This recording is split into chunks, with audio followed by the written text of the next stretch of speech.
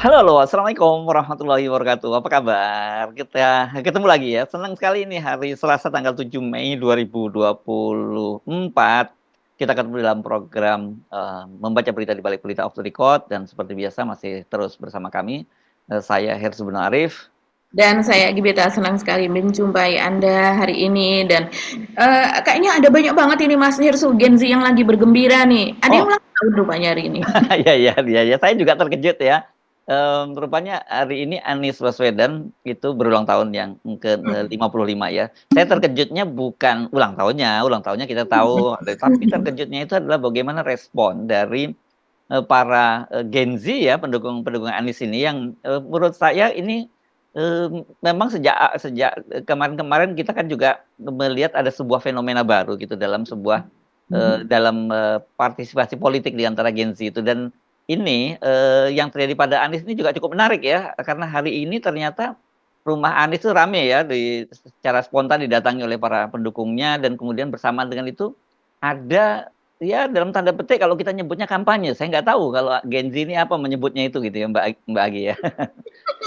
Iya iya betul sekali Mas Hersu. Jadi walaupun tidak ada open house tadinya di rumah Mhm, Anies gitu, tapi dari pagi itu rupanya warga yang datang tidak hanya para tetangga begitu, tapi para pendukung Anies kemarin di Pilpres mungkin dari lokasi-lokasi yang apa tidak ada di sekitar Lebak Bulus sebetulnya gitu ya. Pada datang ke rumah Anies begitu mengucapkan selamat ulang tahun dan rupanya fenomena ini cukup apa ya Mas Hersu mungkin tidak mengejutkan sebetulnya ya melihat pendukung Anies memang luar biasa begitu. Mereka dalam apa pada Pilpres yang lalu kan juga melakukan hal-hal seperti itu dengan dona ya. tanpa ada apa ya tanpa ada biaya tapi mereka dengan menggunakan biaya pribadi. Nah, melihat hal tersebut kemudian menjelang siang itu memang terus kemudian ada rame di Mas Hersu di terutama di WA grup begitu ada pengumuman bahwa dari Indra Tarigan kalau tidak salah itu pengumumannya yaitu jubir dari Anies dan Caimin kemarin pada saat Pilpres ya rupanya sekarang kan tetap menjadi teman dari Anies dan dia mengatakan seperti ini, selamat pagi, melihat antusiasme yang tinggi Bapak Anies Baswedan akan menerima langsung ucapan selamat milad dari warga masyarakat yang akan diterima pada hari tanggal Selasa 7 Mei 2024 pukul 13.00 sampai selesai di tempat pendopo Anies Baswedan dan kemudian diberikan Google Maps-nya begitu. Ini saya juga terima dari WA dan terimanya sudah siang Mas Hersu. Jadi rupanya ini karena melihat antusiasme ya daripada mereka datang terus menerus dan kemudian ada ini dan memang betul menjelang siang dari siang sejak habis zuhur ya sampai dengan sore ini ada ribuan begitu yang datang ke rumah Anies begitu. Ini fenomena yang luar biasa seperti ini Mas Hersu.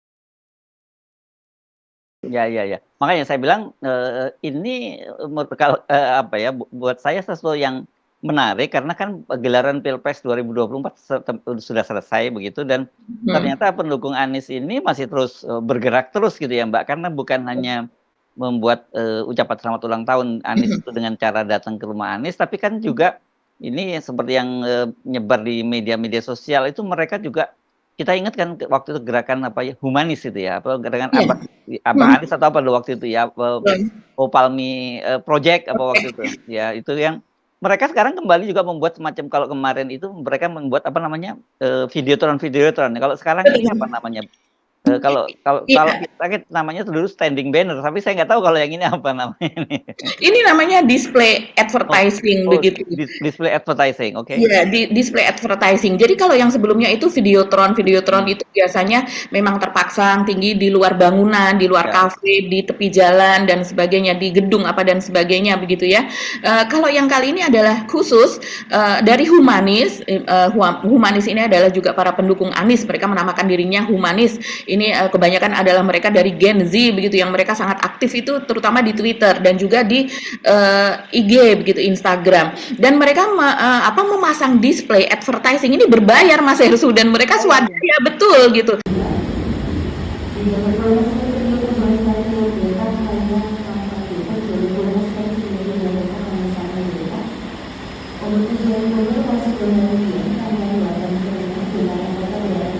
Jadi sudah diumumkan sebelumnya begitu ya, mereka menerima donasi, tapi mereka sudah menentukan. Jadi rupanya mereka memang sudah memiliki dana sendiri juga dan memasang itu ada di 93 titik stasiun kereta api. Itu Oh, luar biasa. Jadi biasanya kalau kita yang biasa menaiki kereta api 93 titik itu di Jabodetabek ini Mbak ya artinya, atau di Jakarta ini?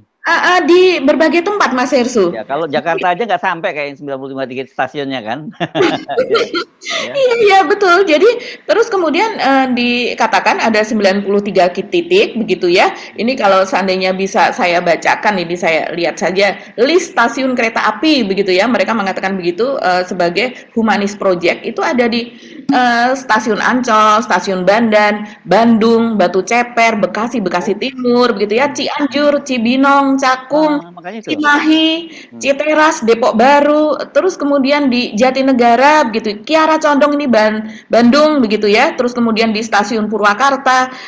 Jadi tidak hanya di Jabodetabek begitu, tapi memang di banyak stasiun yang lain. Coba saya lihat lagi yang lainnya.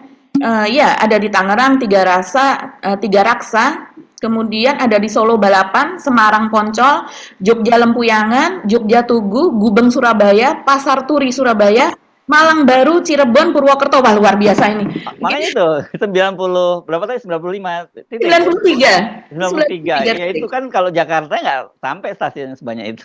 Ya. Betul, betul. Dan kemudian ini yang menarik lagi Mas Hersu, ini kan mereka sudah woro-woro begitu ya, sudah menaikkan rencana ini di medsos begitu dari hari sebelumnya, dan kemudian ini mendapatkan tanggapan antusias yang banyak sekali dari teman-teman Gen Z mereka yang juga rupanya para pendukung Anies. Dan kemudian mereka inilah yang mengawasi di lapangan begitu. Jadi apakah display ads yang berbayar tersebut betul-betul dipasang oleh pihak stasiun begitu, oleh pihak manajemen kereta api atau tidak begitu. Dan mereka kemudian melaporkannya Mas Ersu. Jadi misalnya ada di Lenteng Agung, ini di stasiun Lenteng Agung kok display ad-nya itu malah mati, tidak berfungsi. Kalau saya yang suka menggunakan kereta memang suka melihat itu ada display ad yang itu memang berfungsi, ada yang memang mati, tidak tahu karena memang tidak digunakan ataukah memang sistemnya mati begitu.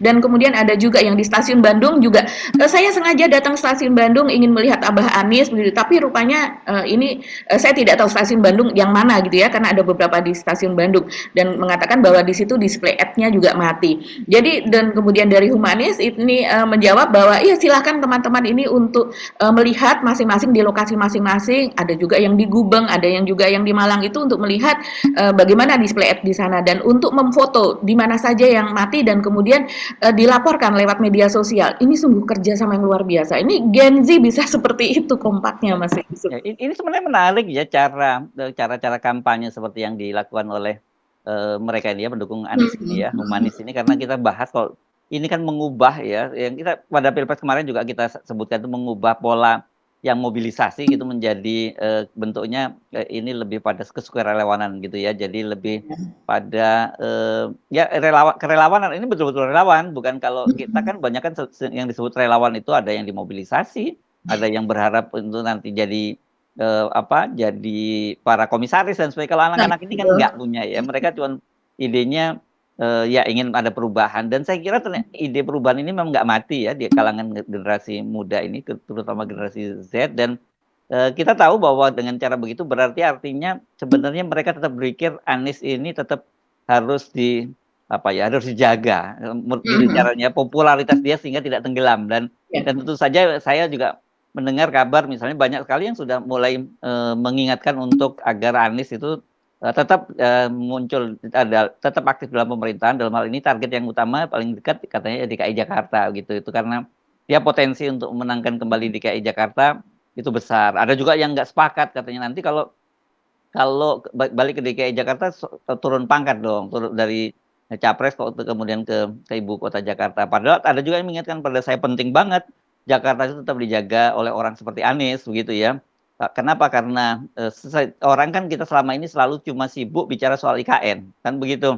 Tapi sebenarnya setelah ibu kota itu pindahkan ke IKN, Jakarta ini harus dijagain karena justru disinilah sebenarnya sumber pertempurannya yang sesungguhnya bukan di IKN begitu.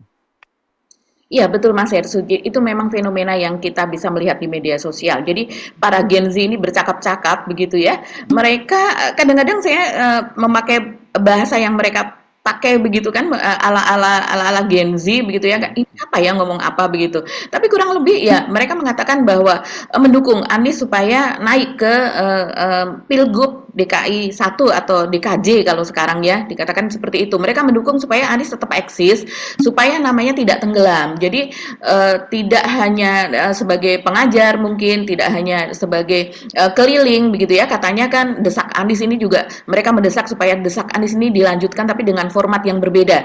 Jadi tetap ada percakapan, tetap ada diskusi dari kota ke kota tapi nanti dibuat formatnya yang berbeda. Bukan Sudah dalam dimulai dari Aceh ya kemarin ya. betul gitu. Jadi diskusi-diskusi semacam itu. Tapi ada juga yang kemudian Gen Z ini menjawab Mas Hersu, tapi kalau seandainya Anies ke Jakarta itu terlalu banyak nanti yang harus diperbaiki dan kemudian dia menjadi korban bully.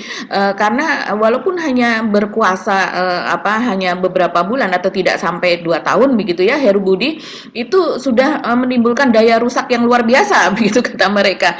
Jadi Jakarta ini saat ini seperti misalnya jalur sepeda yang tadinya sudah ada tahap-tahapannya, sudah ada komitmennya ke depan seperti apa, tahun segini akan mencapai sekian kilometer, tahun segini akan diperpanjang menjadi sekian kilometer. Ternyata itu kan kemudian tidak dilanjutkan dan malah dananya itu dikurangi. Begitu juga dengan proyek-proyek yang lainnya Mas Hersu. Malah ini kalau dari humanis seperti yang kita lihat proyek Kampung Bayam begitu yang seharusnya itu sudah selesai dan sudah harus diserah terimakan begitu kan. Tapi ternyata ini oleh Heru kan kemudian tahapan itu diubah dan pada akhir April yang lalu kalau tidak salah ini para humanis dan para pendukung Anies ini anak-anak muda ini kemudian mereka mengupayakan air bersih, menyumbang air bersih sekian banyak sekali yang tadinya ditentang Mas Heru itu tidak dibolehkan karena para calon penghuni Kampung Bayam yang tadinya sudah komitmen untuk masuk ke dalam rumah susun di situ ini kan disuruh untuk berpindah mereka ke rusun yang lain. Tapi akhirnya penolakan itu kepada humanis ini para Gen Z yang mengupayakan air bersih tersebut akhirnya diterima dan akhirnya warga Kampung Bayam ini mendapatkan bantuan air bersih. Jadi banyak sekali hal-hal yang memang sudah dibangun oleh Anies sebelumnya itu kemudian diakhiri begitu ya dan diakhirinya itu menimbulkan keresahan Mas Hersu dan juga menimbulkan protes seperti itu. Belum lagi soal banjir apa dan sebagainya begitu ya. Jadi ini memang soal naik tidaknya Anies begitu ya untuk menjadi cagup ini memang di kalangan Gen Z sendiri juga ada yang sangat mendorong tapi ada juga yang mewanti-wanti bahwa banyak hal nanti yang akan terjadi di Anies begitu ya. Kalau seandainya dia menerima tawaran itu dan kemudian menjadi gubernur DKI Jakarta. Dan ada juga yang mention bahwa DKJ Jakarta ini memang harus dirawat apalagi sejak belakangan ini yang cukup ramai dan viral itu kan bagaimana Erick Thohir mengatakan bahwa dia akan menawarkan 13 aset BUMN di sekitar Monas begitu Mas Hersu kepada pengusaha Hong Kong atau kepada pihak Hong Kong begitu kan. Itu sungguh viral dan itu dipercakapkan juga oleh para Gen Z ini yang mereka mengatakan ini harus ada yang jaga ini di KJ seperti ini begitu. Apalagi wilayah aglomerasi nantinya mencakup Jakarta, Cianjur, Bogor dan sebagainya itu kan sekian kali berapa ya sampai 20 kali atau berapa kali gitu dari luas Jakarta itu sendiri begitu. Ya, oke. Jadi ini, kelihatannya kalau kita lihat dari fenomena ulang tahun hari ini, ya Anies itu, kelihatannya sekali bahwa dia masih terus oleh para para pendukungnya ini masih loyal pada Anies ya. Ini tentu jadi potensi tersendiri untuk Anies, kalau dia bisa mengkapitalisasinya menjadi sebuah Oh. dukungan. Ya, Karena memang ada satu lagi Mas Hersu. ya, Ini yang luar biasa juga, tidak hanya display ads tadi ya, mhm, tapi juga mereka ini menggalang dana untuk oke, membuat proyek Anies 55 tahun birthday project begitu ya. mhm, Kado bumi dari Humanis dalam memeriahkan hari lahir Abah Anies Baswedan. 3.000 mangrove dari Humanis akan ditanam di Desa Sukawali, Kabupaten Tangerang. Dan mereka mencantumkan kontribusi untuk restorasi mangrove tersebut. Ada link online-nya begitu. Dan saya lihat ini bukan yang pertama kali itu dilakukan oleh para Gen Z. Jadi seperti ada bencana alam dan sebagainya, mereka juga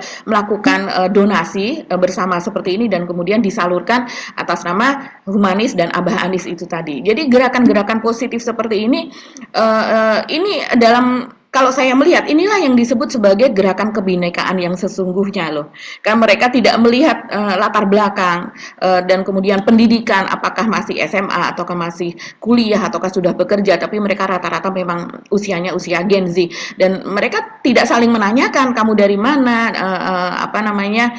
suku apa, etnis apa dan sebagainya. Saya rasa ini gerakan seperti ini bagus sekali untuk Indonesia masa depan, Mas Hersu. Jadi gerakan kebinekaan yang sesungguhnya ya seperti ini, bukan binekaan yang pura-pura begitu, menyatakan kebinekaan tapi penuh dengan rasa rasis atau perasaan yang justru berbeda begitu. oke. Jadi kita ucapkan selamat ulang tahun yang ke-55 ya buat Anies Baswedan. Oke, kita mudah-mudahan saja, harapan dari para, humanis ini, dari anak-anak Abah ini tidak bisa terwujud. Saya tidak tahu kalau targetnya mereka apakah mereka juga berpikir tentang politik, misalnya mengharapkan Anies itu misalnya maju pada pilkada DKI Jakarta, DKI Jakarta lagi salah melulu ya, pilkada DKJ sekarang ya namanya ya, daerah khusus Jakarta ya, atau tetap aja kita sebut daerah khusus DKI saja. Dan apakah kemudian juga bagaimana targetnya tahun 2029, karena Anies sendiri kan menyatakan ketika ditanya ya jeda sejenak dulu. Tapi kalau targetnya itu DKI Jakarta, balik lagi ke DKI Jakarta ya betul-betul jedanya sejenak, karena DKI Jakarta itu kan pada bulan Oktober ya, bulan November ya. Jadi Hmm. tinggal beberapa bulan lagi persiapannya harus serius itu. Nggak mudah loh memperebutkan posisi di Jakarta itu.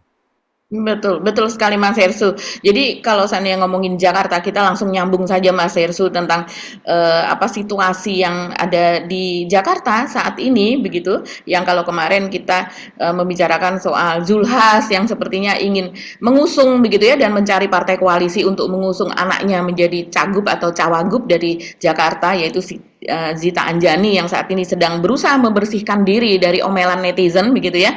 Dan sementara ini dari PDIP sendiri ini juga ramai betul Mas Hersu begitu yang siapa yang mau diusung karena memang sudah muncul nama-nama seperti Sri Mulyani terus kemudian Menkyu ya yang kita tahu juga pada saat Lebaran kemarin berkunjung ke Ibu Megawati dan sebelum-sebelumnya juga dikatakan silaturahmi begitu kan sering Ibu Sri Mulyani ini bersilaturahmi kepada Ibu Mega dan kemudian juga ada nama Risma tentu saja itu masuk begitu juga dengan Andika Perkasa nama Andika Perkasa itu rupanya juga digadang-gadang masuk begitu ya ini kan menurut DPD DKI Jakarta PDIP begitu dan masih ada lagi ketua dari DPD yang menggantikan almarhum Gembong itu namanya siapa saya lupa Mas Harsu Adi Wijaya atau siapa itu ya itu juga digadang-gadang untuk menjadi ini. Tapi kalau melihat situasinya saat ini begitu ya, memang ada juga nama Ahok itu juga ada yang memunculkan, tapi rupanya kalau dari PDIP dari DPD DKI Jakarta malah tidak mengatakan bahwa Ahok itu muncul begitu ya sebagai salah satu yang kemudian di ini dan baru akan ditentukan nanti pada saat Rakernas ya Mas Hersu pada akhir Mei ini. Ya, jadi penutupan untuk PDIP itu untuk formulirnya itu dibuka dari tanggal 8 berarti besok ya 8 Mei sampai dengan 20 Mei dan kemudian akan ada Rakernas kalau tidak salah tanggal 20 23 ke 24 23 sampai 26 biasanya. 23 sampai 26 Mei begitu ya, baru di situ digodok dan ditentukan siapakah yang akan maju begitu dari Ya. ya, Tapi cagup. kalau Ibu Risma udah menyatakan bahwa dia nggak akan maju karena nggak punya duit, katanya begitu. Yang nanti kan dicarikan duit oleh PDIP. Yang jelas yang sudah menyatakan bahwa karena tidak sesuai dengan pengalamannya, experience-nya itu adalah Pak Basuki ya, Menteri PUPR, Pak Basuki Hadi Mulyono, walaupun dia memiliki KTA dari PDIP, dia mengatakan bahwa dia experience-nya begitu itu adalah sebagai birokrat dan bukan di pemerintahan, bukan di eksekutif seperti itu begitu ya. Jadi memang dia sudah tidak mau apalagi usianya sudah 70 tahun. Tapi yang lain ini sepertinya masih sangat memungkinkan Mas Hersu. Ya, ya, ya, ya, ya. Oke, saya kira memang pilkada serentak kan tidak akan lama lagi ya. Ya. Jadi dia saya kira berhimpitan dengan pelantikan presiden dan wakil presiden yang akan terjadi pada bulan Oktober ya. Tapi satu yang pasti bahwa sekarang pilkada serentak itu akan dilakukan pada tanggal 27 November. Jadi bukan bulan September seperti yang diinginkan oleh Pak Jokowi sebelumnya begitu ya. Artinya sebenarnya secara teori Pak Jokowi itu nggak bisa lagi cawe-cawe ya, karena dia sudah bukan presiden lagi. Tetapi kan kita tahu bahwa Pak Jokowi masih terus mencoba memperpanjang kekuasaannya itu melalui kabinetnya Prabowo Gibran ya, dan apalagi sekarang ada Gibran di situ gitu. Jadi saya kira tetap saja nanti faktor Jokowi ini akan tetap mempengaruhi pada pilkada serentak tahun 2024 ini, kendati mungkin tidak sepowerful ketika dia masih jadi presiden gitu. Betul betul. Ngomong-ngomong soal Pak Jokowi di Mas Hersu, ini rupanya nama Kaisang juga didaftarkan sebagai calon wali kota Bekasi Kota begitu ya, Kota Bekasi begitu. Oh, nggak jadi Depok ya? Yang Depok nggak jadi rupanya. Terus kemudian yang Solo juga sepertinya tidak ada kelanjutannya bagaimana begitu. Dan ini yang sudah dipastikan mendaftarkan begitu itu lewat PKB ya. Jadi ini dari PKB mengatakan bahwa memang betul begitu bahwa Relawan Nasional Pro Prabowo Gibran atau PAGI sudah mengambil formulir untuk penjaringan calon wali kota Bekasi lewat jalur PKB begitu. Tapi dari pihak PSI-nya sendiri mengatakan bahwa belum ada informasi kepada pihak PSI dari relawan yang mendaftarkan tersebut, yaitu dari pagi bahwa Kaisang didaftarkan. Tapi saya rasa ini tidaklah, biasanya relawan seperti ini berani mendaftarkan, mengambil formulir dan sebagainya begitu kan. Ini kan komunikasi untuk relawan Prabowo Gibran tingkat nasional atau pro pagi ini kan lumayan besar kalau saya lihat kiprahnya pada saat Pilpres yang lalu Mas Hersu. Jadi rupanya ini salah satunya. Dan kemudian yang menarik juga ada catatan lain juga, itu yang ada di Sumatera Utara ya Mas Hersu. Jadi di Sumatera Utara ini ada cerita lucu di sana, ini soal Pak Jokowi juga, masih soal Pak Jokowi, yaitu bahwa tidak ada foto Pak Jokowi sebagai presiden. Oke, lanjut silakan. Jadi tidak ada foto Pak Jokowi di kantor PDIP Sumut pada saat Pak Edi datang. Jadi iya, jadi ini kan mendaftar ceritanya begitu ya, Pak Edi Ramayadi ini mendaftar begitu untuk mengambil formulir, dan ketika itu juga padahal ya di ruangan tersebut tetap ada foto dari Pak Ma'ruf, Kiai Ma'ruf. Amin, iya. Sendirian dia, Garuda, Pak Ma'ruf Amin sendirian dan tidak ada foto Pak Jokowi begitu. Padahal itu pada saat itu ada rapat koordinasi, ada acara yang dihadiri oleh para rekan wartawan Sumut Mas Hersu, yang tentunya itu kan menarik perhatian kan dan pasti akan diberitakan. Tapi rupanya PDIP cuek dengan alasan bahwa di situ ada baliho begitu ya yang menempel, dan katanya pada saat pemasangan baliho tersebut foto Pak Jokowi jatuh begitu kan. Jadi bukan hanya udah nggak diakui sebagai kader, bahkan sebagai presiden pun nggak diakui oleh PDIP Sumut ya. Ini nakal ya, saya nakal, menggelitik, lucu begitu ya, hubungan antara Pak Jokowi dengan PDIP itu berakhir seperti itu, apalagi di Sumut ya memang keras ya, karena memang Bobi ini kan mengatakan bahwa walaupun sudah ditolak begitu kan, Hasto berkali-kali sudah mengatakan bahwa tidak akan mencalonkan Bobi atau mengusung Bobi, tapi kan Bobinya saya tetap akan mengambil formulir begitu. Ya, saya membayangkan itu lebih lucu kalau Mas Bobi datang begitu dan dia tetap mendaftar dan tidak ada foto mertuanya di sana.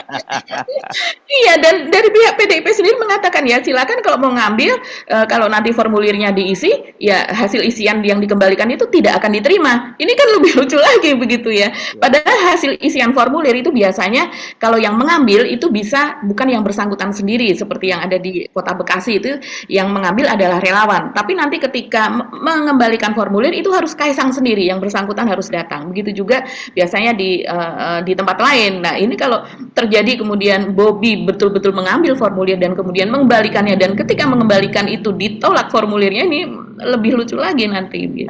Ini Medan, Bung. Memang unik ini perlawanan dari Medan ini. Jadi ini saya kira udah ramai di media sosial atau belum Mbak Agi itu info itu? Nah, ya, info ini cukup ramai karena kan pada saat itu ada acara rapat koordinasi atau rakor persiapan Rakernas Pilgub Sumut, dan juga ada persiapan Pilkada tahun 2024, yaitu yang diselenggarakan tanggal 6 sama 7 Mei, berarti kemarin dan hari ini, yang dimana itu wartawan diundang ke situ, Mas Hersu. Ya, tentunya mereka semua memberitakan hal ini begitu. Yes, oke. Gitu. Nah, apa topik lain yang bisa kita bahas kali ini Mbak Agi? Apa ya, topik yang lain yang menarik mungkin ya masih seputar Pak Jokowi juga kali ya Mas Hersu, pemerintah PDIP ya? iya PDIP, mungkin deklarasi soal apa namanya Ganjar, dan saya rasa makin mengerucut ini ya, bahwa PDIP memang akan mengambil langkah oposisi begitu dengan yang dikatakan Ganjar. Dan Ganjar ketika ditanya wartawan kan dia mengatakan walaupun belum ada pernyataan itu dari Ibu Mega, tapi melihat apa pernyataan-pernyataan Ibu Mega dan kemudian jika diurutkan akhir-akhir ini itu mengarah kepada memang PDIP akan mengambil langkah oposisi begitu. Tidak peduli apakah PKS oposisi atau tidak, P3 yang sepertinya akan pasti merapat kepada 02 begitu ya. Walaupun tadinya berkoalisi dengan PDIP, sepertinya mereka tidak peduli dan tetap akan mengambil langkah oposisi. Saya rasa itu yang terbaik ya Mas Hersu ya.